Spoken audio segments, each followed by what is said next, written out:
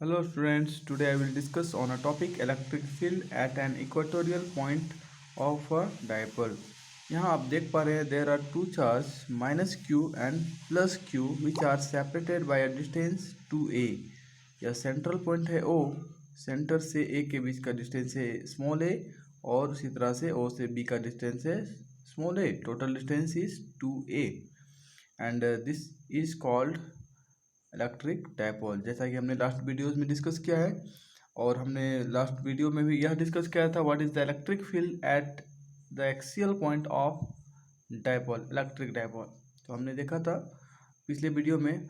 आज हम लोग बात करेंगे what is the electric field at any equatorial point. तो सबसे पहले मैं बताना चाहूँगा कि इक्वेटोरियल पॉइंट है कहाँ। So the line which is passing through the centre of this two charge, this line is called equatorial line. अब आप इस लाइन पर कहीं पर भी, यहाँ पर इससे करते करते आप सेंटर तक आ सकते हैं। उस पॉइंट पर इलेक्ट्रिक फील्ड कैसा बनेगा due to this electric dipole. चलिए, बहुत सिंपल सा टेक्निक होगा, साधारण सा सोच हम लोग यूज करेंगे। हम लोगों ने बहुत ज़्यादा समझ लिया है। तो सबसे पहले देखिए, यहाँ पर नेगेटिव चार्ज है, यहाँ पर क्या रखना होगा, टेस्ट चार्ज। आपने बताया है इलेक्ट्रिक फील्ड फाइंड करना है तो आप फोर्स फाइंड करेंगे, क्योंकि इलेक्ट्रिक फील्ड क्या होता है, force per unit test charge. तो हमें यहाँ टेस्ट चार्ज रखना होगा और फोर्स की हेल्प से हमें इलेक्ट्रिक फील्ड भी मिल जाएगा।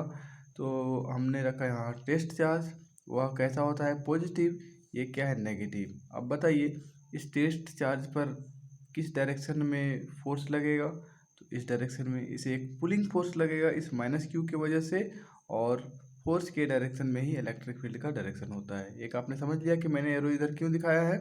दूसरा, +q चार्ज पॉइंट बी पर प्रेजेंट है, इस पे प्लस चार्ज है और इस टेस्ट चार्ज में भी प्लस चार्ज ही है।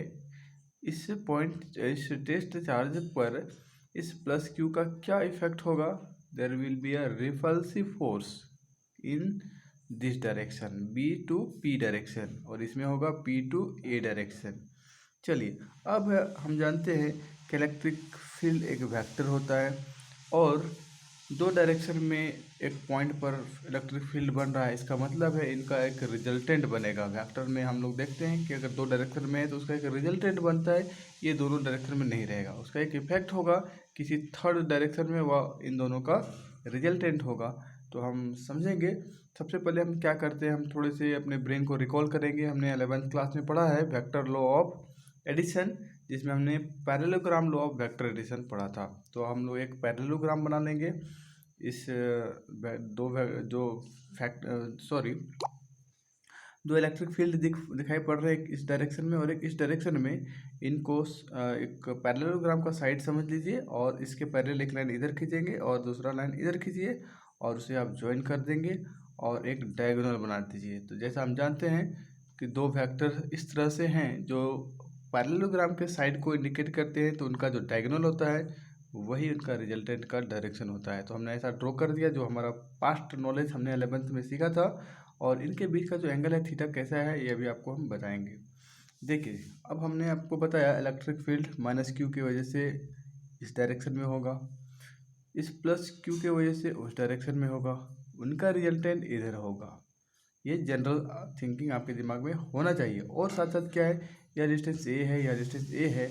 हमने एक P पॉइंट को कंसीडर किया है, इक्वेटोरियल लाइन पर एक पॉइंट P को कंसीडर किया है, जहाँ पर हम इलेक्ट्रिक फील्ड फाइंड करना चाहते हैं। और यह डिस्टेंस O से P के बीच का जो डिस्टेंस है वह है स्मॉल r। चलिए, अब आप देख पा रहे हैं यहाँ पर एक राइट एंगल ट्राइंगल है, यहाँ पर 90 डिग्री बन रहा है। So we can write this line that is PB, और you can say BP। This is equal to, क्या होता है, पाइथागोरस थ्योरम लगाएंगे। This is equal to r² + a² root under, और रूट अंडर को हम लिख सकते हैं स्क्वायर रूट को 1/2। तो हमने लिख दिया है। और ये जो दिखाई पड़ रहा है this is a equilateral triangle. So PB is equal to PA। आप इस लेंथ को भी यही वैल्यू इसी वैल्यू का यूज करेंगे इस लाइन के लिए। नेक्स्ट, सॉरी, अब जैसा कि मैंने बताया कि दो इलेक्ट्रिक फील्ड बनते हैं दोनों चार्ज की वजह से, उनका रिजल्टेंट ही हमें फाइंड करना है। तो सबसे पहले इंडिविजुअल फाइंड करते हैं electric field due to this negative charge. हमने पहले पॉजिटिव लिखा है तो चलिए पहले इसका फाइंड करते हैं। This will be 1/4πε0 Q/r² plus a²। थोड़ा आपको रिकॉल करना होगा उस फॉर्मूले को जो आपने पढ़ा था इलेक्ट्रिक फील्ड के लिए। यह फॉर्मूला क्या होता है? Electric field is equal to 1/4πε0 Q/r²। और ये डिस्टेंस r की जगह पर अभी हम क्या देख पा रहे हैं? r की जगह पर हमारा वैल्यू है r² plus a² to the power 1/2, जो कि हम यहाँ देख पा रहे हैं। और इसके वजह से हम क्योंकि यहाँ पर r है और r पर स्क्वायर लगा हुआ है, इस फॉर्मूले में हम r की जगह पर ये वैल्यू पुट करना चाहते हैं। कौन सा वैल्यू? ये टोटल वैल्यू। तो आप पुट करिए, स्क्वायर डालिए, 2 कैंसिल हो जाएगा। क्या बच रहा है? r² plus a²। सो हमने यहाँ लिख दिया r² प्लस a²। अब आपको मालूम है यह डायरेक्शन किधर है? प्लस वाले का अलोंग BP उधर है।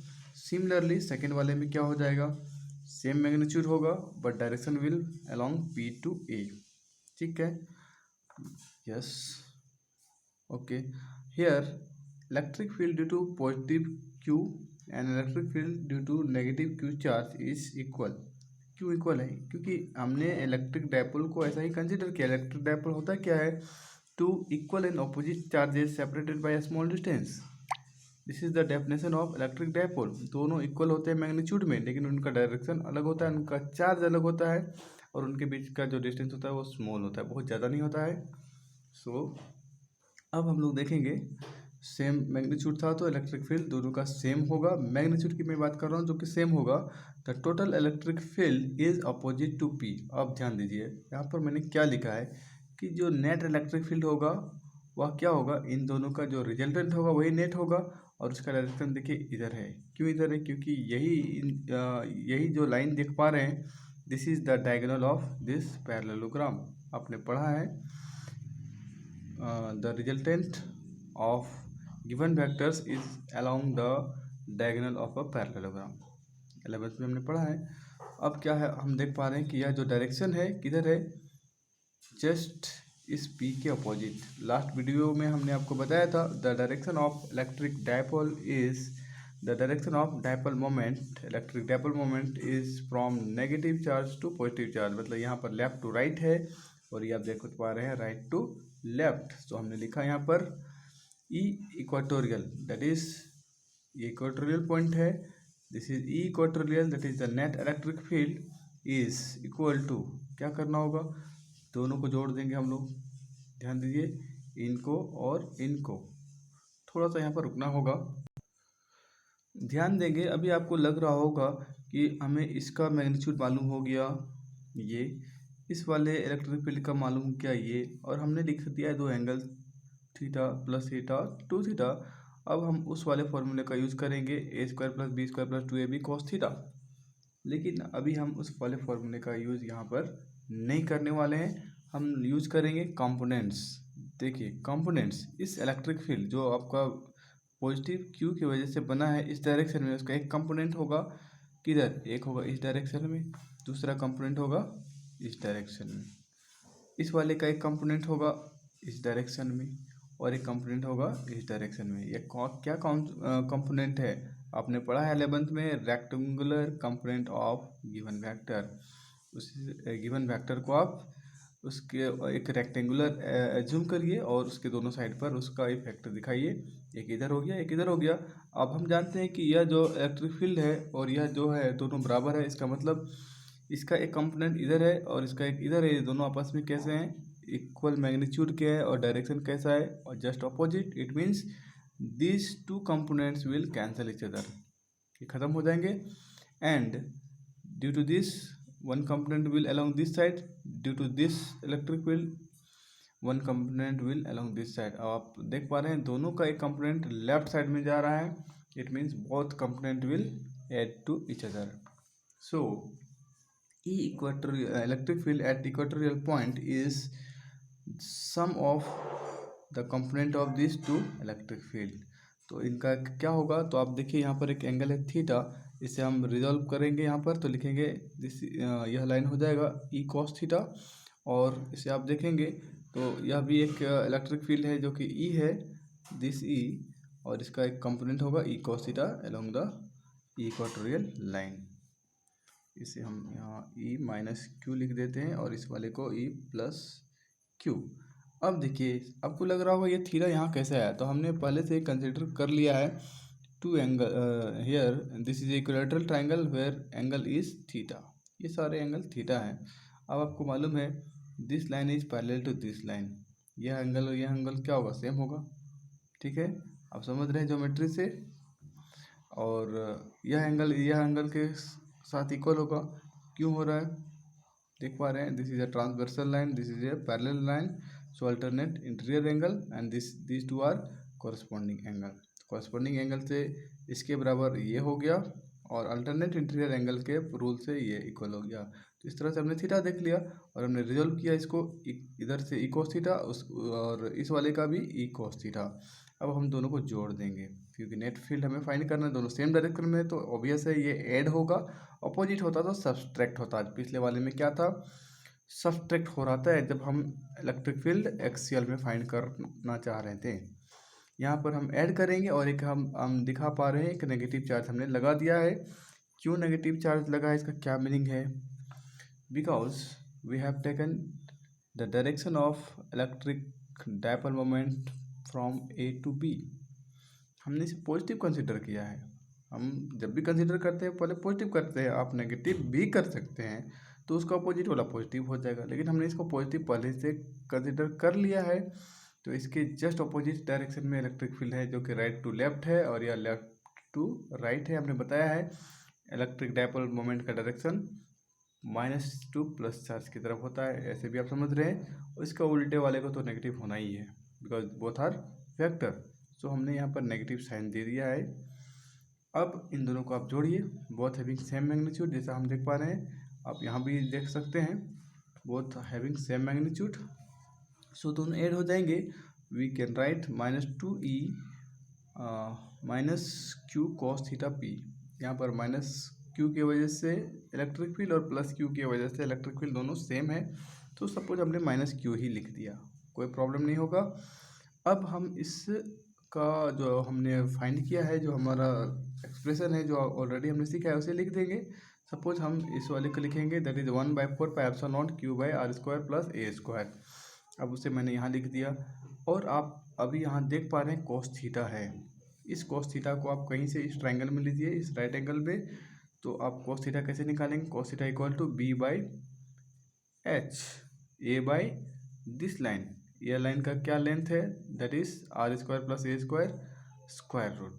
ठीक है, तो हमने उसी ढंग से लिख दिया है इस वाले पोर्शन को in place of cos theta. उसके बाद आपको प्रोसीड करना है, इसके जगह आप इसे 1/2 लिख सकते हैं। देख पा रहे हैं both are same, r square plus a square, आप इसे इस तरह से लिख पाएंगे, यस दिस इज 3/2, ऐड किया जाता है ना 2 + 1/2, सो यू गेट 3/2। और जैसा कि हम जानते हैं electric dipole moment is equal to the product of either charge and the distance between them. Either charge का मैग्नीट्यूड क्या है, तो वह है q, उनके बीच का डिस्टेंस क्या है, इनके बीच का डिस्टेंस क्या है, a plus a that is 2a। तो आप यहाँ देख पा रहे हैं एक चार्ज है और उनके बीच का जो डिस्टेंस है 2 × a है। इसका मतलब हम q × 2a के जगह पर p भी लिख सकते हैं, जैसा हमने आपको बता दिया है। Now if r is far greater than a, यह जो r है काफ़ी ज़्यादा होगा, तो क्या होगा, we can ignore this a square, यह a काफ़ी छोटा हो जाएगा और किसी छोटे वाले टर्म्स का स्क्वायर और भी छोटा हो जाता है, उसे हम इग्नोर कर सकते हैं। So our final expression will become E equatorial 1/4 pi epsilon p रहेगा। और आप देख पा रहे हैं ए को आप हटा दीजिए, r स्क्वायर है और यहाँ पर 3/2 होती है, 2 इसके साथ कैंसिल हो जाएगा और आपको बचेगा r क्यू, और ये हमने p डाल दिया है क्यों, because this P is indicating the direction of unit vector from right to left। ठीक है, तो इस तरह से हमने अभी फाइंड कर लिया what is the expression for electric field due to electric dipole at any point on the equatorial line. Now at the final stage हमें जानना है what is the direction of electric field setup at point P. तो आपको मैंने पहले बता दिया, आपको दिखाई भी पड़ रहा है कि इसका डायरेक्शन क्या है। This direction is just opposite to the direction of electric dipole. ठीक है ना। So we can write here this is anti parallel to P. क्यों एंटी पैरेलल लिखा? क्योंकि यह लाइन इसके साथ पैरेलल है। इसका डायरेक्शन लेफ्ट टू राइट है इलेक्ट्रिक डायपोल का, और इसका डायरेक्शन है right to left. Both are parallel to each other but their directions are opposite. हमने एंटी पैरेलल को पढ़ा है वेक्टर में पहले ही। Two vectors parallel to each other but their direction is opposite, then they are anti parallel vectors. साथ साथ थोड़ा आप रिकॉल करिए, आपने पढ़ा है पिछले वीडियो में what is the expression for electric field at the axial point. तो हमने वहाँ क्या देखा था? तो आपको याद करना होगा कि ये जो एक्सप्रेशन आप देख पा रहे हैं सेम एक्सप्रेशन आपको मिला था, लेकिन सिर्फ यहाँ पर एक 2 लिखा हुआ दिखाई पड़ा होगा। उस एक्सप्रेशन को आप रिकॉल करिए। यहाँ पर एक 2 दिखाई पड़ा होगा और यहाँ पर आपको 2 नहीं दिखाई पड़ रहा है। इसका मतलब क्या है? इक्वेटोरियल पॉइंट पर जो इलेक्ट्रिक फील्ड बनेगा इसके कंपेयर में एक्सियल पॉइंट का जो इलेक्ट्रिक फील्ड होगा वह इसके ट्वाइस होगा। So we can write E electric field at axial point is equal to twice the electric field at equatorial point. So this is end of the video. Thank you.